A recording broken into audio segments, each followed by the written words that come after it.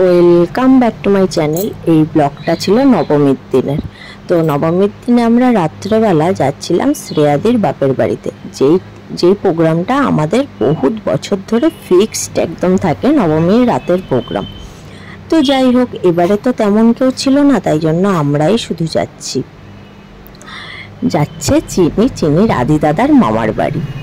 তো দেখো কি সুন্দর লাইটিং না চারদিক, আর নবমী মানেই তো পুজো শেষ। তারপর আমরা পৌঁছে গেলাম। দেখো দাদুর সাথে কি সুন্দর গল্প করছে। কাকিমা কাকু না খুব ভালো। তো তারপর কাকিমা কাকু খুব খুশিও হয় আমরা গেলে। তো যাই হোক, এই নবমীর দিনটা আমরা এখানে পুরো ফিক্সড থাকে আমাদের, মানে আমাদের বিয়ের আগে থেকেই এটা প্রোগ্রামটা রেডি। তো যাই হোক, চিনিও আদি দাদাকে পেয়ে খুব খুশি হয়েছে।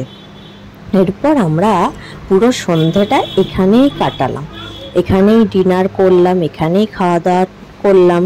সন্ধ্যাবেলা স্ন্যাক্স থেকে আরম্ভ করে রাতের ডিনার করে চিনিও এখানেই খেলো।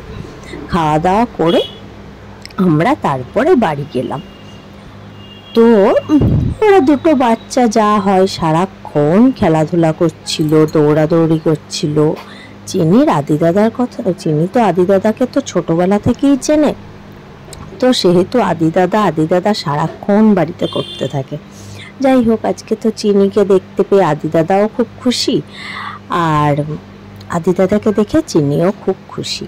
আর আমরাও সত্যি বলতে গেলে অনেক দিন পর দেখা হলো বলে আমাদেরও খুবই ভালো লাগছিল।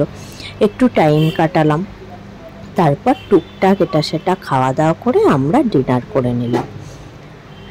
তারপর দেখেছো আদির কিন্তু মামা এসছে। তো আদির মামাকে পেয়ে কিন্তু চিনিও খুব খুশি। মামা মামা করতে করতে কোলে উঠে গেছে। যাই হোক, চিনি এমনি একটু মামাদের প্রতি উইকনেস আছে। তো এইভাবে আমাদের দিনটা সুন্দর মতো কাটলো।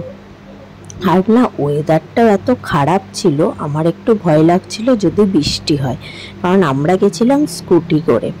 তো দেখলাম ওয়েদারটাও সুন্দর হয়ে গেছে। তো আমরা খাওয়া দাওয়া করে কি করলাম, আবার ঠাকুর দেখতে যাওয়ার প্ল্যান করলাম।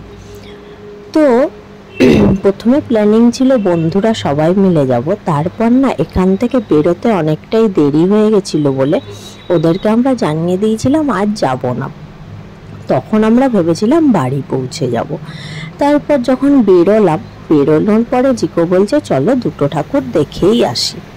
তো তারপর দুটো ঠাকুর দেখতে চলে গেছিলাম। পূর্বাচল গেছিলাম আর বেহালার দিকে দুটো ঠাকুর। তারপর দেখেছো চারদিক কত আলোয় আলোকিত। যাই হোক, দিন কিন্তু শেষ।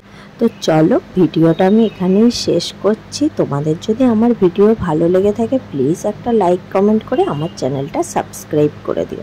আর এভাবেই আমাকে ভালোবেসে যেও, এভাবেই পাশে থেকো যেন আমি আবার নতুন কোনো ভিডিও নিয়ে আসতে পারি অনেক তাড়াতাড়ি। চলো টাটা, সবাই ভালো থেকো, সুস্থ থেকো। আর প্লিজ সাবস্ক্রাইব করে বেল আইকনটা অন করতে কিন্তু একদম কেউ ভুলবে না। টাটা, চলো। আর সবার পুজো কেমন কেটেছে আমাকে সবাই জানিও। আমার এটা নবমীর দিনের ছিল। আমার এবারে পুজোটা না সেভাবে খুব একটা কাটেনি, কিন্তু যেটুকু টাইম কাটিয়েছি খুব আনন্দ করে কাটিয়েছি। চলো টাটা।